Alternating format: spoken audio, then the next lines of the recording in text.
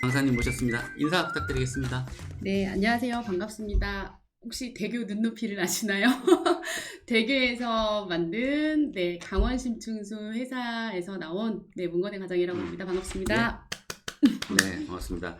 오늘 우리 주제가 건강한 물 마시기. 네. 예, 건강한 물 마시기에 맞춰서 좋은 강의를 준비해서 오셨습니다. 우리의 신체도 물로 많은 부분이 이루어져 있기도 하지만 물은 우리가 마시는 일상적인 것 중에 가장 중요한 것이기도 하고, 그죠? 네.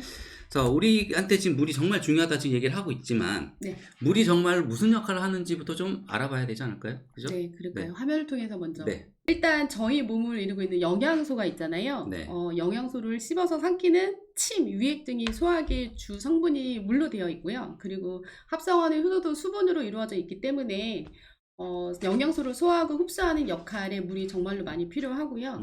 그리고 피부에서 물이 기화되면서 온도를 조절하기 때문에 체온 조절이나 유지에도 물이 하는 역할을 하고 있고, 그리고 저희가 노폐물, 대표적으로 그쵸. 소변이나 대변이나 땀이나 그런 것들도 전부 다 물이 하고 있는 역할이죠.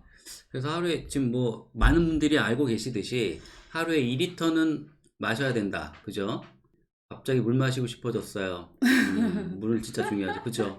근데 예전에는 사실 지금처럼 물에 대한 중요성이 크진 않았어요. 예전에는 그냥 수돗물에 흐르는 냇가 그쵸? 물도 아무 물이나 다 네네. 먹을 수 있었는데, 다 뭐 먹어도 아무 탈 없었고. 네, 근데 맞습니다. 요즘에는 물 잘못 먹으면 또 탈나고, 그렇죠. 그죠? 오히려 몸에 해로운 역할을 하게 되고 이렇잖아요. 근데 오늘 사실 우리 산모님들, 그러니까는 임신하신 분들이 가장 많으실 거예요. 네. 임신부들한테 물이 어떤 의미가 좀 있을까요? 일단 건강한 사람들보다 임산부님들이 네. 더 물을 더 많이 드셔야 되는데, 일단 크게 이것도 3가지 정도로 말씀을 네네네. 드리면, 가장 중요한 거는 양수의 성분이 물로 이루어져 있죠. 근데 그 물이 일반 물이 아니고 바닷물의 성분이랑 비슷하다라고 합니다. 양수가. 네. 네네. 그리고 임산부 몸에 수분이 부족하면 양수의 양도 줄어가지고 나중에 출산 시 문제가 될 수도 있고요. 개인적으로 저는 아이를 가졌을 때 양수 양이 부족해서 하루에 2리터 물을 먹으라고 해가지고 생수병 하나씩 계속 네네. 침대 위에 있었고요. 왜 침대 위였냐면 양수 양이 부족해서 조산의 위험이 좀 있었어가지고 3개월 동안 병원에 입원을 한 적이 있었거든요. 양수의 양이 적으면 물론 조산을 할수 자궁의 있어요? 길이도 짧기도 했지만 양수의 양이 부족해서 조금 더 힘들었었던 것 같아요. 그래서 그러네. 일단 다른 사람들보다 건강한 사람들보다 임산부님들이 더 물을 좀 많이 드셔야 될 것 같고, 그리고 저는 개인적으로 물을 별로 안 좋아하거든요. 네네네. 안 좋아했었었는데 네네. 그 네. 이유가 물을 먹으면 좀 속이 쓰렸어요.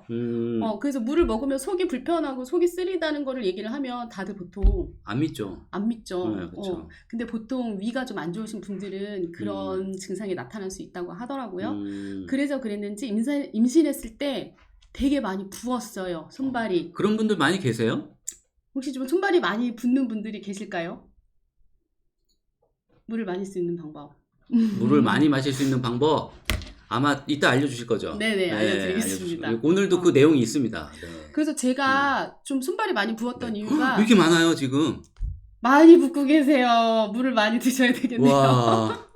임산부는 보통 혈액순환이 잘 안 돼요. 그래서 몸이 잘 붓고 이상하게 불쾌한 통증도 생길 수가 있거든요. 근데 물을 충분히 먹으면 혈액순환을 도와서 부종 완화에도 도움이 된다고 하는데, 제가 그렇구나. 많이 부어서 발 사이즈가 235였는데 이제 만삭 때 마지막 달에 245까지 이야. 발이 퉁퉁 부었던 기억이 있어서, 지금 생각해보면 내가 물을 많이 안 먹어가지고 그랬었구나 라는 생각이 들더라고요. 여러분들도 많이 공감하시는 것 같아요. 네. 그리고 맞아요 하시는데. 마지막으로 영양분 공급을 우리 아이들에게 먹는 물이 제일 필요한데, 아이들이 우리 엄마가 먹는 물이 태아에게 전달되는데 한 30분밖에 안 걸린다고 해요. 근데 이제 저희 혈액을 타고 영양소를 공급해 주기 때문에 꼭 물을 다른 사람들보다 임산부들은 많이 드셔야 될 것 같아요. 방금 말씀하신 것처럼 네. 그 30분 만에 아기한테 물이 전달이 된다고 하면 엄마 입장에서 잘못 마시면 아이한테도 안 좋다는 거잖아요. 그렇죠. 근데 어쨌거나 음, 임산부님들은 많이 좋은 물과 좋은 음식들을 많이 네. 드셔야 되기 때문에 아무 물이나 드시면 안 되고요. 좋은 물을 먹어야 되겠죠. 그렇죠. 그래서 사실 오늘 좋은 물, 뭐 건강한 물 마시기가 주제인 거잖아요. 네. 그죠? 그러면 아까 그 하루에 물을 보통은 2리터 마시라고 했는데 임신부들도 2리터만 2리터 정도. 마시면 되나요? 보통 일반인들은 한 2리터 네. 정도 마시라고 하는데요. 임산부님들은 한 조금 더 2.5리터 정도 야, 드시는데 너무 많다. 한꺼번에 너무 많은 네. 양을 드실 수 없으니까 네네. 물 한 컵씩 250ml씩 한 하루에 10번에 나눠가지고 조금씩 꾸준히 드셔주는 게 좋을 것 같습니다. 그러니까 여기 지금 보면 그냥 못 드셔서 뭐 차 타서 티로 차 드시거나 드셔도 뭐 괜찮아요. 이온 음료 드시는 분들도 많이 계신가 봐요. 그리고 네. 저도 입덧했을 때 네. 되게 예민해가지고 물만 먹어도 막 오바이트하고 막 이랬었거든요. 입덧했을 때. 근데 저한테 맞는 물을 찾기도 했고요. 그 물은 뭐 뒤에 가서 다시 말씀을 드리기도 하겠지만 그런 걸로 입덧이 나면 물에 슬라이스 레몬이나 과일 같은 거 약간씩 타서 드시거나 또 말씀하시는 것처럼 뭐 보리차 같은 그런 맛이 있는 물로 대체하셔도 좋을 것 같습니다. 네. 그렇죠. 이게 적응이 안 된 사람은 사실 맹물 마시기가 좀 쉽지는 않아요. 근데 마시다 보면 좀 적응이 되긴 하는데 시간이 좀 필요한 것 같더라고요. 근데 요즘에 아까도 말씀드린 것처럼 예전에는 사실 그냥 물 어디서 뭐 시냇물을 마셔도 되고 됐지만 지금 환경 오염이 워낙에 심하니까 물을 마시더라도 좋은 물, 건강한 물을 찾아 마셔야 된다는 거잖아요. 네. 그 물이 어떤 거냐, 좋은 물이 어떤 거냐, 건강한 물이 어떤 거냐를 우리가 지금 찾아 나서는 시간 아니에요, 오늘? 네. 한번 봐야 되겠네요. 화면 한번 보여주실래요? 자꾸 얘기할 때마다 조건이 3개인데 건강한 네. 물을 위한 네. 조건도 한 3가지로 네네. 간단하게 말씀드리면 일단 건강한 물이란 무조건 네. 깨끗한 물이어야 되겠죠. 그렇죠. 이거 너무 뭐 쉽죠? 당연한 얘기죠. 두 번째랑 세 번째는 좀 네. 어려울 수 있는데요. 두 번째는 네. 물 안에 산소량이 많아야 한대요. 그래서 음. 용존 산소량이 많은 물을 건강한 물이라고 하는데 산소량이 많을수록 정화 능력이 좋아가지고 그 물이 더 깨끗해진다고 하더라고요. 정화 능력이 있다. 네.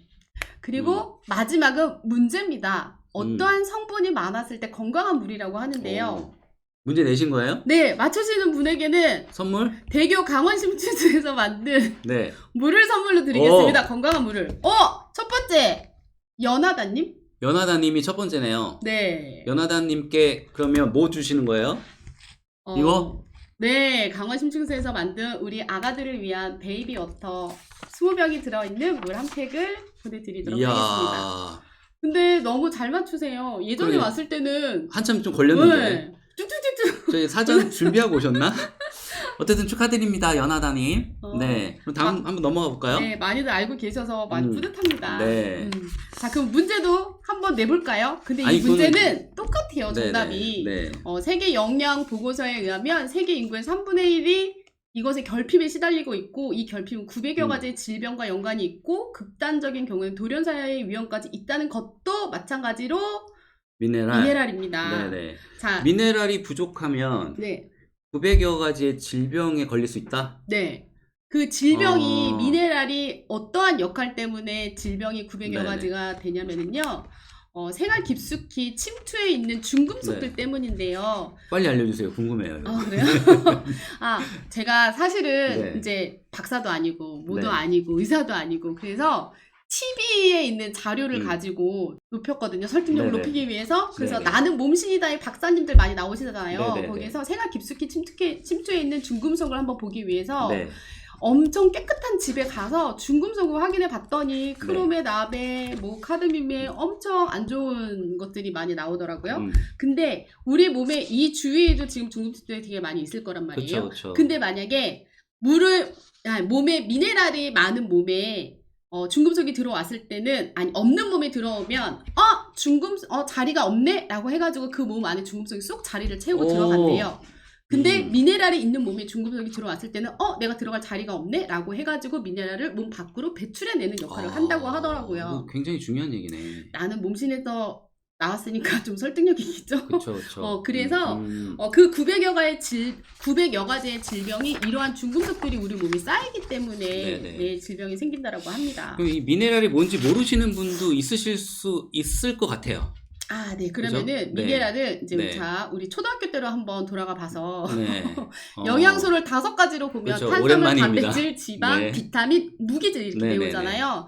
근데 우리는 어렸을 때 무기질로 배웠는데 여기서 나오는 무기질이 미네랄입니다. 그러면 우리가 배웠을 때 탄수화물, 단백질, 지방은 에너지를 내는 영양소라고 네네네. 배웠고 비타민과 미네랄은 에너지를 태우는 영양소라고 배웠어요. 오. 그래서 탄수화물, 단백질, 지방을 많이 먹으면 살쪄.